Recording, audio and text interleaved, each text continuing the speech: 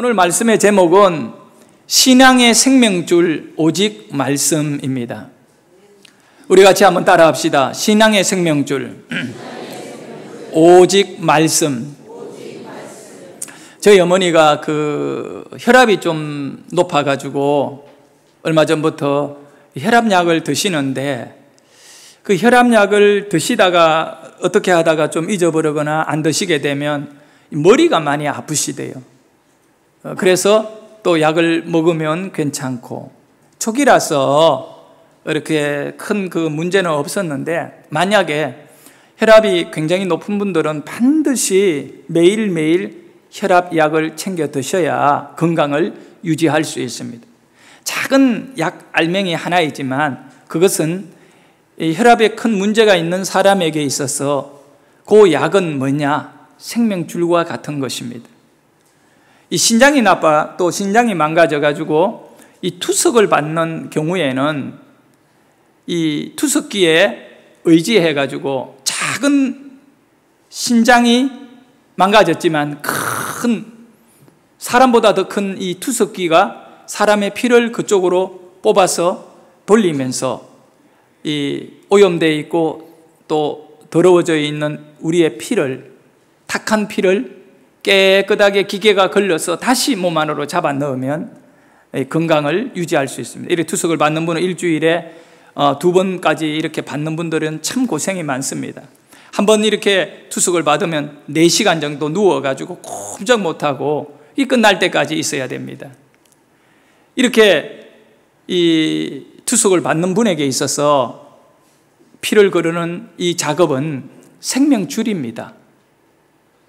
10몇 년 전에 우리 교회 성도님들과 같이 몽골의 선교사님 사역 현장에 방문한 적이 있습니다. 그때 수원에 있는 창운대 교회의 이 성도님들하고 우리 교회하고 이 두 교회가 그 호스피스 병원 이렇게 사역을 갔는데, 거기 그 창운대 교회에서 오신 분 중에 한 분이 이 선교 현장을 꼭 가고 싶은 그런 큰 이 마음의 소원이 있어서 목숨을 걸고 오신 분이 있었어요. 이분이 바로 이 신장이 없어서 투석을 받는 분이셨어요. 근데 몽골이라는 곳은 당시에 너무 낙후해가지고 그 어떤 병원에도 우리 안양에만 해도 여러 곳에서 투석하는 곳이 있겠지만 그 몽골은 이 전국적으로 한 곳도 투석을 하는 곳이 없었어요. 그 몽골에 있는 사람은 만약에 이 신장이 나빠지면 다 죽으라는 얘기겠죠. 근데 이분은 그 일주일에 2번씩을 투석 받아야 되는데 그 갈등을 많이 하고 기도를 하면서 참 내가 죽기 전에 한번 이 선교 현장을 다녀오자 이러면서 그 일정에 맞추어서 그대로 이 몽골 선교 여행을 이 월요일 날 아침에 가서 투석을 받고 이제 오후 비행기를 타고 몽골에 와서 이제 주중에 한 번을 꼭 받아야 되는데 그걸 받지 않고 버티는 겁니다. 마지막 토요일 돌아오는 날까지. 근데 이분이 점점 수요일이 지나고 화요일, 목요일이 지나고 금요일이 되니까 온몸이 너무 이렇게 피부부터 바뀌어지기 시작하고 이 사람이 힘을 못 쓰는데, 그래도 하나님께서 이렇게 지켜주시기를 원하면서 버티면서 잘 돌아와서 그렇게 기뻐하더라고요. 건강한 사람이 선교행장 갔다 오는 것보다 이제 본인이 더 기뻐하는 거예요. 투석을 안 하면 죽는 것입니다. 이 투석기는 이 투석을 받는 환자에게 있어서 생명줄이라는 겁니다. 그와 같이 성경은 여러분에게 뭐냐 이거예요. 성경은 저와 여러분에게 뭐냐? 투석 환자가 일주일에 1-2번씩 투석을 받지 않으면 죽는 것과 같이 자기 피를 다 빼가지고 투석기로 잡아 넣어서 탁한 피를 깨끗한 피로 만들어내듯이 성경은 여러분의 사상과 생각을 전부 다 이 성경을 지나면서 새롭게 하나님의 뜻을 따라 여러분의 생각이 바뀌어지고 변화되어지는, 여러분의 영혼과 여러분의 육체에 유익이 있는 이 투석기와 같이 성경은 여러분이 반드시 이 말씀을 지나가야 된다는 거예요. 그것도 투석은 일주일에 1-2번 하듯이 매일매일 성경을 손에 놓지 아니하고 이 성경의 말씀을 내 영혼을 적시고 내가 이 말씀을 통하여 바뀌어질 때 내 안에 죄악이 허물어지고 하나님의 놀라운 은혜와 계획이 살아나게 되는 줄 믿습니다. 그래서 사도 바울은 오늘 우리의 본문에 보면 이 사랑하는 디모데, 그 아들만큼 사랑하는 제자이지요. 가장 사랑한다고 표현할 수 있습니다. 바울에게 있어. 그 바울에게 마지막으로 이제 디모데후서 3장 이 디모데후서를 쓰고 바울은 결국 순교를 당하게 되는데, 마지막 편지, 디모데에게 보낸 편지 중에 디모데에게, 디모데야, 이 성경이 너무나 중요하다, 너의 인생에. 그래서 성경은 이런 곳이다, 이런 것이다 라고 하는 것을 이제 알려주고 가르쳐 준 겁니다. 그 내용이 오늘 본문의 내용인데, 15절에 보면 디모데후서 3장 15절에 먼저 첫 번째는 이렇습니다. 성경은 능히 너로 하여금 그리스도 예수 안에 있는 믿음으로 말미암아 구원에 이르는 지혜가 있게 하느니라. 성경이 모든 사람들에게 어떤 일을 하느냐 하면 구원에 이르는 지혜를 주는 말씀이다. 그러니까 세상의 사람들은 여러 가지 지혜가 필요합니다. 그래서 어떤 분들은 돈을 잘 버는 사업적인 그런 수완이 있는 지혜를 가지고 있어요. 근데 어떤 분들은 반대로 지혜가 없어서 있는 돈을 아무리 대줘도 이렇게 다 그거를 손실을 봐가지고 늘 언제나 이렇게 부도가 나고 이런 사람이 있어요. 사업에 지혜가 없는 사람이 사업하면 안 돼요. 말려야 돼요. 그 지혜가 중요하거든요. 또 어떤 사람은 이런 가르치고 또 남들에게 이 동기부여를 하는 그런 일에 아주 탁월한 지혜를 가진 사람이 있어요. 정치적으로도 또 수완이 좋아서 높은 권력에 올라가는 그런 분도 있고, 세상에는 다양한 지혜가 있습니다. 학문적으로도 마찬가지입니다.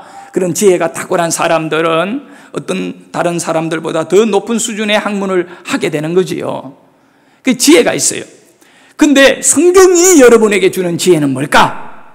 바울은 믿음으로 말미암아 구원에 이르게 하는 지혜를 준다. 그런데 여러분 한번 생각해 보세요. 이 세상에 구원에 이르게 하는 지혜는, 구원에 이르게 하는 지혜, 이것보다 더 귀한 지혜가 어디에 있겠습니까? 돈을 아무리 잘 벌고 또 지혜가 있어서 운동도, 머리가 있는 사람이 운동을 잘하거든요. 그래서 세계적인 어떤 축구 선수나 세계적인 그런 어떤 스포츠 영웅이 되어가지고 돈을 막 어마어마하게, 스포츠 선수 성공하면 뭐 엄청나잖아요. 사업하는 거하고는 비교가 안 되지요. 그렇게 많이 번 사람도 사람을 구원 못해요. 그런 어떤 세상의 지혜도 사람을 구원 못하는데, 사도 바울은 디모데에게 성경은 믿음의 역사로 이루는 사람을 구원하는 지혜를 준다. 여러분, 구원의 지혜가 성경에 있습니다. 그래서 여러분이 성경을 가까이 하고 이 성경을 통해서 구원의 기쁨을 맛보시기를 주의 이름으로 축원합니다. 구원받은 성도들이 구원을 3번, 4번, 5번, 9번 받고 이런 건 아니거든요. 구원은 한 번 받음으로 말미암아 우리가 구원을 받음으로 그 은혜를 누리고 구원의 기쁨을 누리는데, 문제는 예수 믿는 많은 성도님들, 여러분이 해당되는 거예요. 구원받은 자들이 여러분의 그 심령 안에 기쁨이 있느냐, 이거예요. 이 구원의 감동 말입니다. 나 참 구원받아서 너무 좋다. 그것이 너무 감격스럽고 기뻐가지고 어쩔 줄 몰라 하면서 막 춤추고 뭐 이런 거 있나요? 너무 좋으니까 나 구원받아서 이거 없잖아요. 오래전에 모태에서 뭐 구원받은 분부터 시작해가지고 살아가며 구원받은, 잠시 잠깐 바짝 구원의 기쁨을 누린 이후에 그저 그냥 교회를 다니면서 또 다른 어떤 그런 신앙의 행위 속에서 자신의 그 만족을 찾아서 무단히 몸부림치고 있는 것 같아요.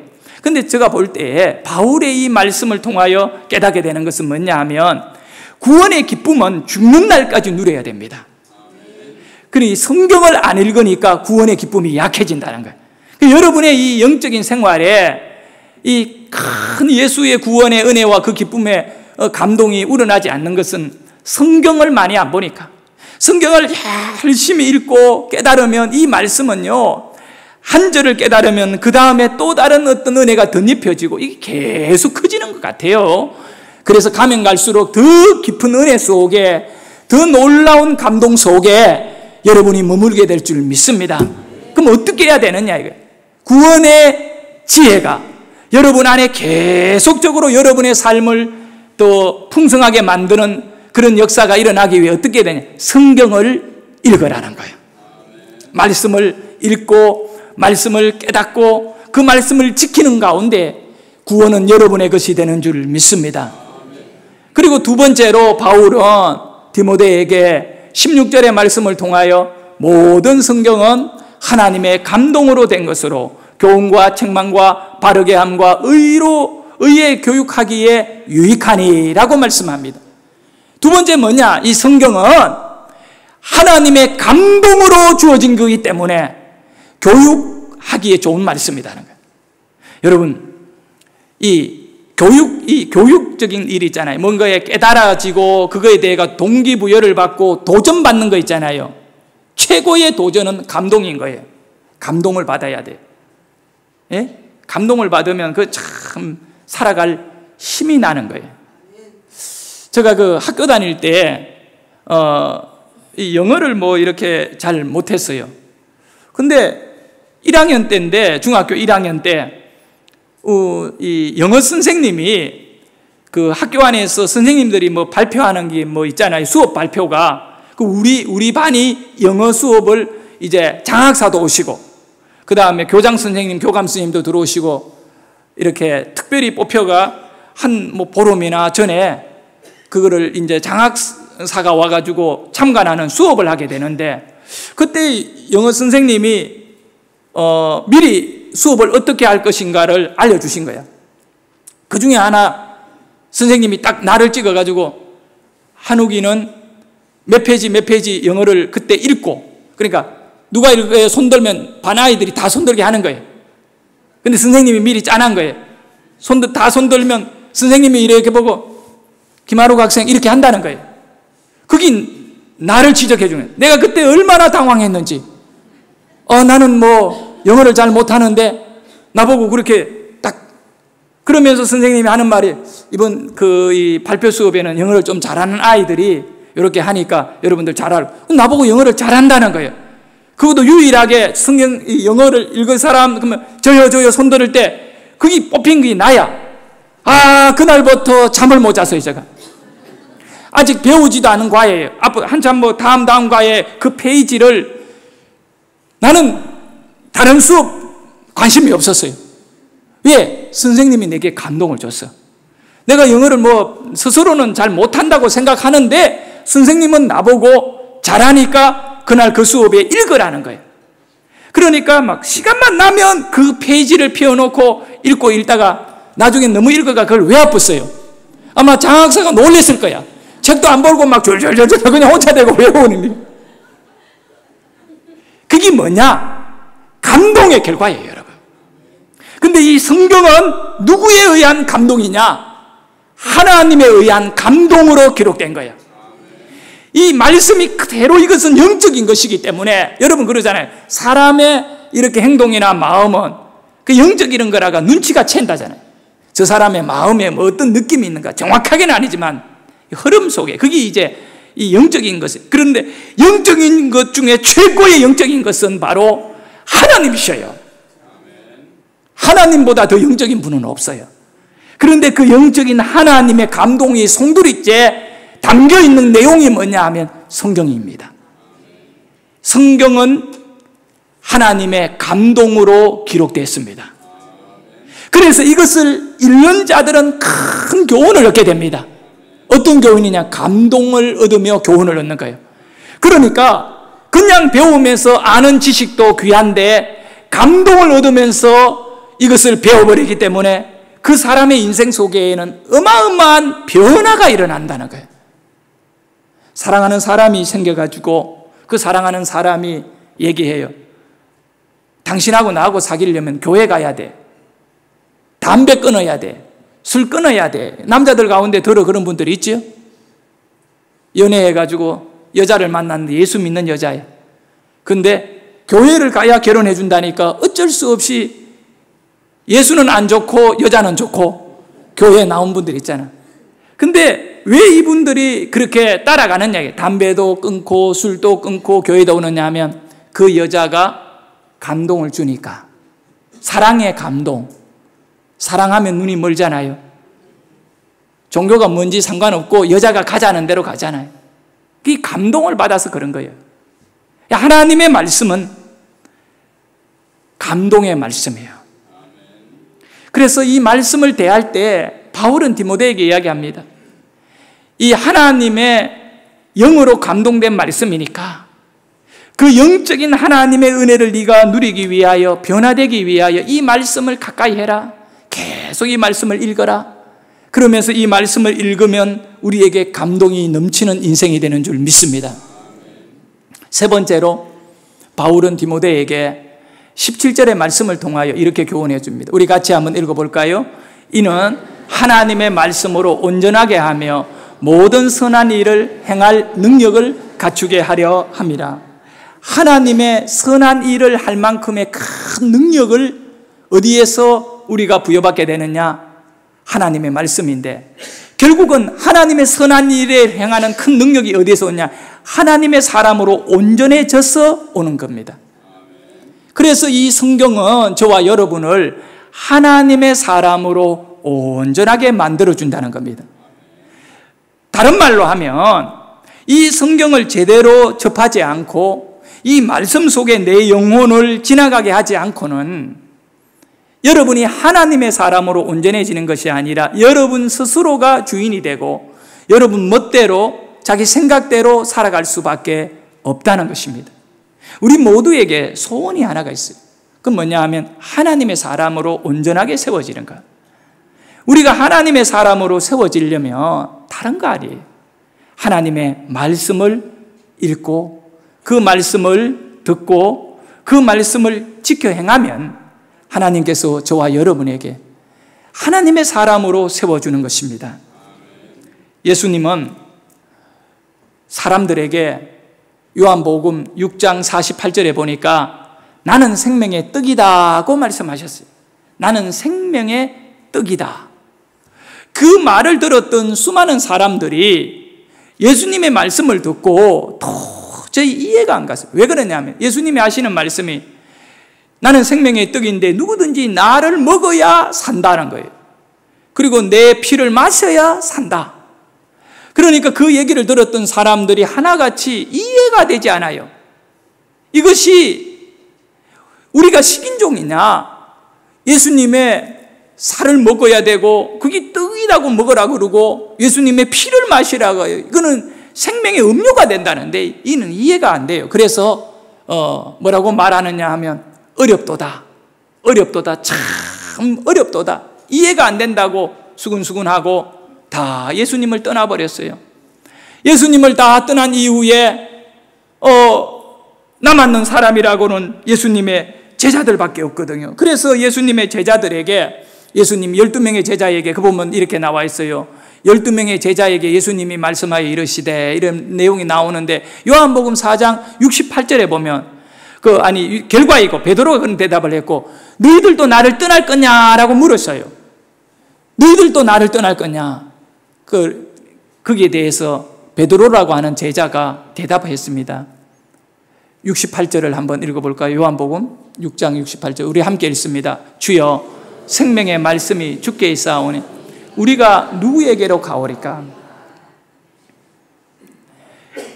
영생의 말씀이 주님에게 있다. 영원히 사는 말씀이 주님에게 있으니 우리가 누구에게로 가겠습니까? 안 가겠다는 겁니다. 왜? 예수님에게 뭐가 있다고요? 영생의 말씀이 있다. 예수님은 말씀이십니다. 말씀이십니다. 다 떠나더라. 근데 여기서 한 가지 알아야 돼요.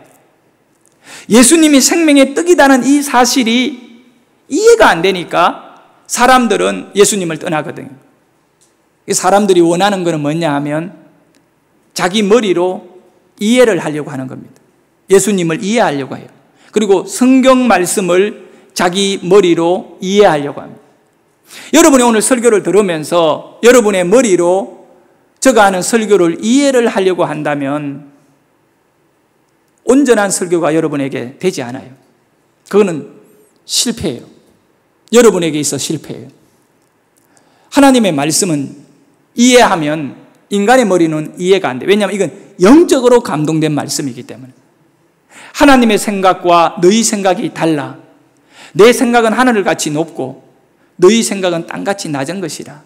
하늘과 땅이 엄청난 거리가 있듯이 하나님의 생각과 여러분의 생각이 다르기 때문에 여러분의 생각으로 하나님의 감동의 말씀을 이해를 하려고 하면 전혀 이해가 안 된다는 거예요.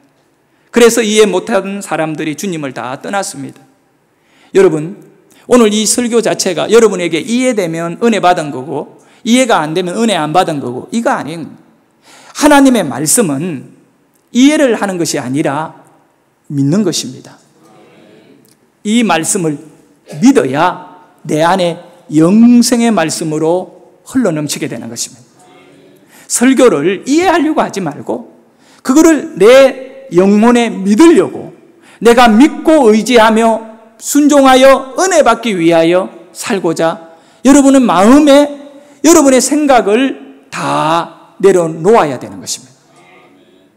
그래서 하나님께서 사람들에게 주신 선물 중에 선물이 뭐냐 하면 성경입니다. 이 귀한 것을 가까이 두고 이것을 늘 의지하며 우리가 살아야 됩니다.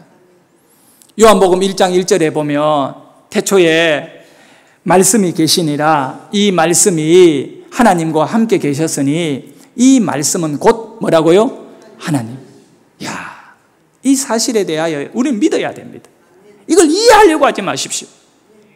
어떻게 하나님의 말씀이 하나님인지를 이해하려고 하면 이해가 안 됩니다. 하나님이 말씀이다. 하나님 이꼬로 말씀. 너무 놀라운 사실이에요. 이걸 믿고 나면 하나님은 나와 동행하시는데 언제나 나의 삶 속에 나와 함께 하시면서 나를 지키시고 나의 인생을 이끌어 가시는데 그 나의 삶에 감동을 주고 나를 이끌어가는 것은 바로 하나님의 말씀입니다. 이걸 믿으셔야 돼요. 그러니 하나님이 말씀이면 이 하나님의 말씀인 성경을 내팽개치고 그렇게 살아서 되겠느냐 이거 아니겠지요.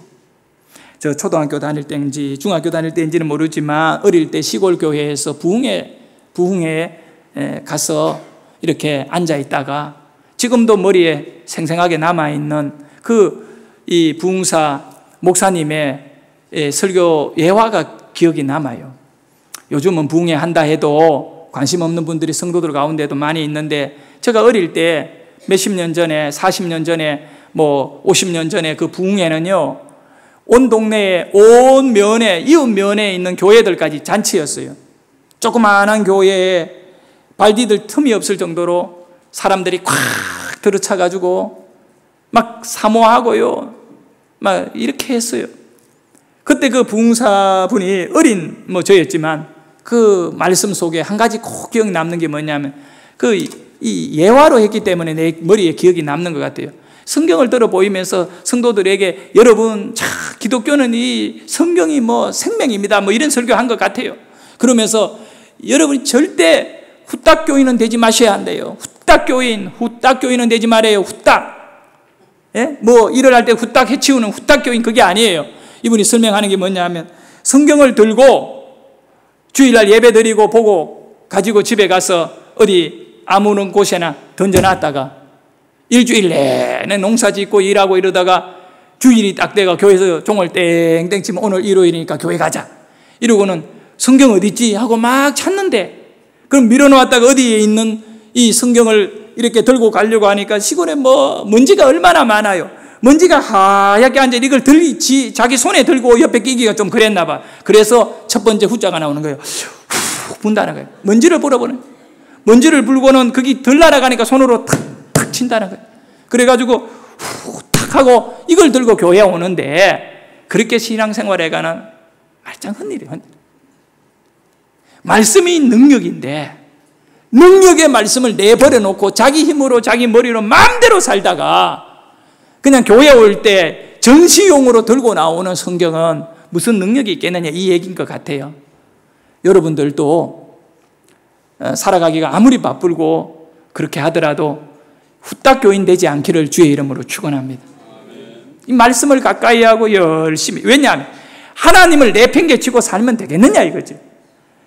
말씀이 하나님이신데 하나님을 내팽개치고, 그러니까 여러분이 성경을 읽고 성경을 또 묵상하고 말씀을 듣고 설교를 듣고 이러는 말씀 가운데 뒹굴 때 하나님과 함께 뒹구는 인생이 되는 줄 믿습니다. 하나님과 함께하는 삶이 되어야지. 이 말씀에 얼마나 능력이 있는지 몰라요. 하나님 능력이 말씀 안에 다 있거든요. 창세기 1장 3절에 보면 하나님이 이르시되 빛이 있으라 하시니 빛이 있었고, 빛이 있었대요.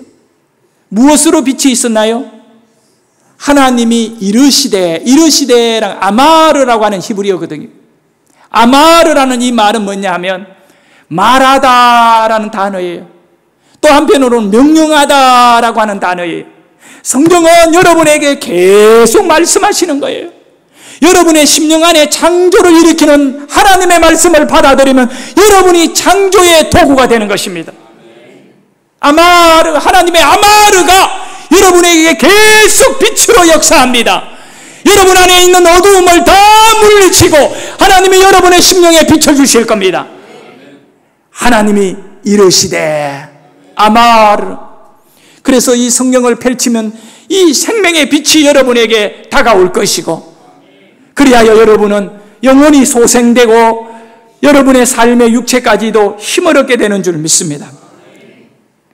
에스겔서에 보면 하나님이 에스겔에게 말씀합니다. 에스겔서 37장 4절에 또 내게 이르시되 너는 이 모든 뼈에게 대언하여 이르기를. 참, 여러분 이 보십시오. 성경의 기록의 내용이 이런 거예요. 그럼 이런 내용을 머리로 지식으로 이해가 되겠느냐고. 뼈에게 대언하여, 대언한다는 것은 전달하는 거, 대신 하나님의 말씀을 에스겔이 대신 전달하는 거예요. 이러기를 너가 누굽니까? 뼈. 듣지도 뭐 귀도 없고 죽어가지고 이미 살은 다 분해되고 남아있는 뼈조각에게, 뼈에게 말해라. 너는 마른 뼈들아 여호와의 말씀을 들을지어다. 마른 뼈들아 여호와의 말씀을 들을지어다. 뼈가 뭘 들어요? 그런데 기독교는 아마르 하는 거예요. 하나님의 말씀이 나가면 마른 뼈도 살아나는 거예요. 이게 기독교예요. 기독교의 능력이 뭐냐? 말씀인 거예요.